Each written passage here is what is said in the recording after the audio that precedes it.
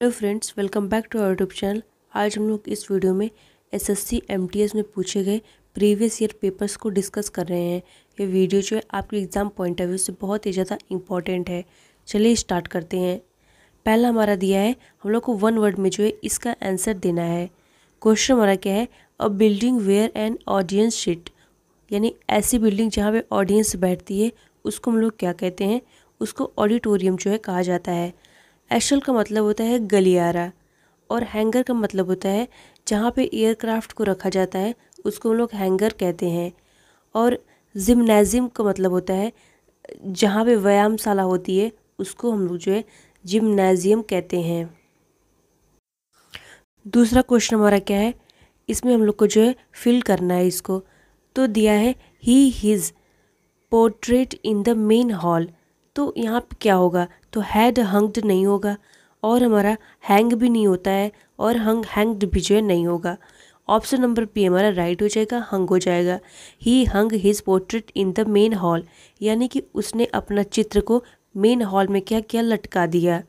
तो option number B हमारा right हो जाएगा। क्वेश्चन नंबर तीसरा हमारा क्या है, इसमें बताना है कौन करेक्ट लिखा गया है। तो इंथुजियाज़म दिया है। देखिए इंथुजियाज़म में ए नहीं होता है। दूसरा हमारा है, ये भी हमारा इसमें ई नहीं होता है लास्ट में, देखिए यहाँ पे ई लगा दिया है, नहीं होगा, ये भी नहीं होगा। नेक्स्ट हमारा इंथुजियाज़म, ऑप्शन नंबर सी हमारा राइट हो जाएगा। इंथुजियाज़म का मतलब होता है उत्साह। उत्साह यानी जो बहुत खुशी होती है उसको हम लोग जो है इंथुजियाज़म कहते हैं। क्वेश्चन नंबर 4 हमारा है, इसमें हम लोग को वन वर्ड जो है पूछा गया है, वन वर्ड में रिप्लाई देना है। तो a book of names and addresses, यानी ऐसी बुक जिसमें नेम्स और एड्रेस हो उसको हम लोग क्या कहते हैं, उसको डायरी कहेंगे, नहीं होगा, डायरी तो पर्सनल होती है। डायरेक्टरी कहेंगे, ऑप्शन नंबर बी हमारा जो है राइट हो जाएगा, उसको हम लोग डायरेक्टरी कहते हैं। क्वेश्चन नंबर 5 हमारा क्या है, सिनोनिम्स बताना है मिस फॉर्चून का। मिस फॉर्चून का मतलब होता है दुर्भाग्य, इसको हम लोग कहते हैं, यानी कि एडवर्सिटी कहते हैं, डिस्ट्रेस कहते हैं, ट्रबल कहते हैं। ऑप्शन नंबर ए भी हमारा बेनिफिट। बेनिफिट मतलब होता है लाभ, इसका कोई मतलब नहीं है। सपोर्ट का मतलब होता है किसी की मदद करना, सपोर्ट करना, इसका भी कोई मतलब नहीं है। मिराइकल का मतलब होता है चमत्कार, इसका भी कोई मतलब नहीं है। कैलामिटी का मतलब क्या होता है, आपदा होता है, विनाश होता है, दुर्भाग्य होता है। ऑप्शन नंबर बी हमारा राइट हो जाएगा। क्वेश्चन नंबर 6 हमारा क्या है, हम लोग को सिनोनिम्स बताना है कैपेबल का। कैपेबल का मतलब होता है जो किसी काम को करने में सक्षम होता है उसको कैपेबल कहते हैं। ऑप्शन नंबर डी हमारा क्या है, कंसिस्टेंट। कंसिस्टेंट का मतलब होता है संगत, नहीं होगा। नेक्स्ट हमारा है कंप्लेसेंट। कंप्लेसेंट का मतलब होता है कि आत्मसंतुष्ट। आत्मसंतुष्ट का यहाँ कोई मतलब नहीं है। ऑप्शन नंबर बी हमारा क्या है, कंसीटेड। कंसीटेड का मतलब जो अभिमानी होता है, एरोगेंट होता है, उसको हम लोग कंसीटेड कहते हैं। कॉम्पिटेंट का मतलब क्या होता है, सक्षम होता है। ऑप्शन नंबर ए हमारा राइट हो जाएगा। क्वेश्चन नंबर 7 क्या है, इसमें हम लोग को इम्प्रूवमेंट बताना है। तो दिया है Mohan is pleased at the news yesterday. Yesterday का मतलब होता है बिता हुआ कल, और यहाँ पे देखिए इज़ लिखा है, तो इज़ जो है में आएगा। ये देखिए पास्ट प्रेजेंट की बात कर रहा है, लेकिन ये जो फ्यूचर की बात कर रहा है, तो स्टरडे के साथ यहाँ पे इज़ नहीं होगा, वाज होगा। तो ऑप्शन नंबर बी हमारा राइट होगा, क्या हो जाएगा, वाज प्लीज्ड हो जाएगा, यानी कि मोहन कल के समाचार से खुश था। ऑप्शन नंबर बी हमारा राइट हो जाएगा। देखिए छोटी सी मिस्टेक है, एकदम ट्रिवियल, आप लोग को ध्यान देना है इन चीज़ों को। क्वेश्चन नंबर 8 हमारा क्या है, हम लोग को एंटोनिम्स बताना है। इसमें कॉमिक दिया है। कॉमिक का मतलब होता है जो चीज़ हास्यपूर्ण होती है उसको हम लोग कॉमिक कहते हैं। तो ऑप्शन नंबर डी हमारा है जुबिलियंट। जुबिलियंट का मतलब होता है जो हास्यपूर्ण होता है। हैप्पी का मतलब खुश होता है। टिकल का मतलब भी जो है खुश होता है। ऑप्शन नंबर सी हमारा क्या है, ट्रैजिक। ट्रैजिक का मतलब होता है कि दुखी होना, उदास होना, आपदा होना, ये सब ट्रैजिक कहते हैं। ऑप्शन नंबर सी हमारा राइट हो जाएगा। क्वेश्चन नंबर 9 हमारा क्या है, इसमें हम लोग को जो है इम्प्रूवमेंट बताना है कि कहाँ पे इम्प्रूवमेंट की ज़रूरत है। तो दिया है the doctor has resume me that the operation was a routine one. यहाँ पे देखिए वाज का यूज़ किया है, यानी कि डॉक्टर ने हमें क्या किया, रिज्यूम किया कि ऑपरेशन एक जो है नियमित ऑपरेशन था। तो यहाँ पे वाज का यूज़ है, तो वाज का यूज़ है यानी था, यानी पास्ट की बात हो रही है। था तो यहाँ पे देखिए हैज़ लिखा है। हैज़ मतलब तो ये तो प्रेजेंट में आता है ना, तो हैज़ रिज्यूर में नहीं होगा, यहाँ पे क्या होगा, हैड होगा, हैड रिज्यूड में होगा। तो ऑप्शन नंबर ए कटा। अब इज रिज्यूड में बिल्कुल नहीं होगा, रिज्यूर में नहीं होगा। ऑप्शन नंबर बी हमारा राइट हो जाएगा, हैड रिज्यूड में होगा। क्वेश्चन नंबर 10 हमारा क्या है, हम लोग को जो है ईडियम्स दिया है, इसका मतलब बताना है। Over my dead body, over my dead body का मतलब होता है किसी बात का जो है घोर विरोध करना, उसको हम लोग ओवर माई डेड बॉडी जो है कहते हैं। तो ऑप्शन नंबर डी हमारा देखिए लिखा है threatening to kill one self, नहीं होगा।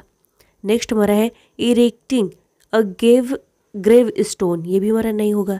नेक्स्ट हमारा है इनहेरिटिंग टू फॉर्चून, ये भी नहीं होगा।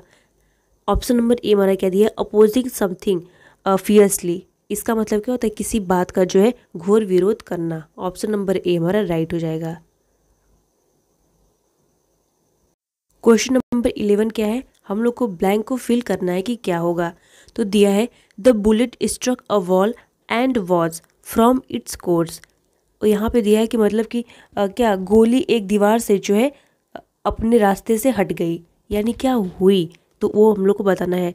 तो रिफ्लेक्टेड, रिफ्लेक्ट नहीं होती है गोली कभी। ट्विस्टेड, ट्विस्ट नहीं होती है कभी। क्रैश्ड नहीं होती है कभी। तो ऑप्शन नंबर सी हमारा क्या हो जाएगा, डिफ्लेक्टेड हो जाएगा। डिफ्लेक्ट का मतलब होता है टकराना। तो क्या डिफ्लेक्ट का मतलब होता है, तो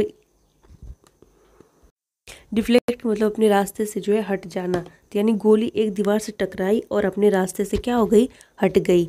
ऑप्शन नंबर सी हमारा राइट हो जाएगा। क्वेश्चन नंबर 12 क्या है, हमें जो है ईरर बताना है। तो दिया है my aunt sold her boutique to a billionaire, यानी कि मेरी आंट ने अपनी बुटीक को करोड़पति को जो है बेच दिया।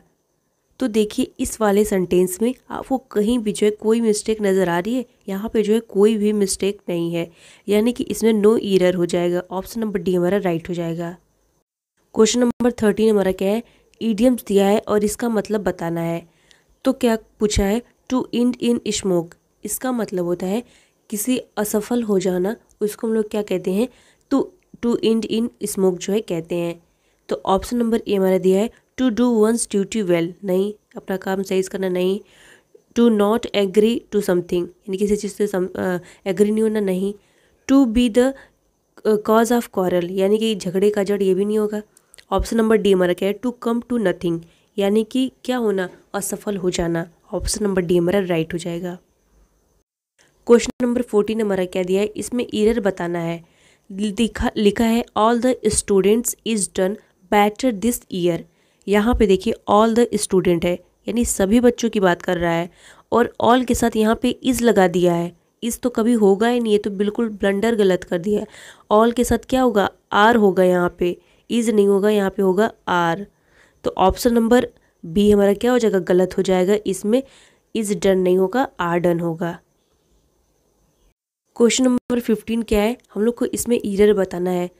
लिखा है Rakesh is foolish to shed such things, यहाँ पे जो है कहाँ पे ईरर है उसको बताना है।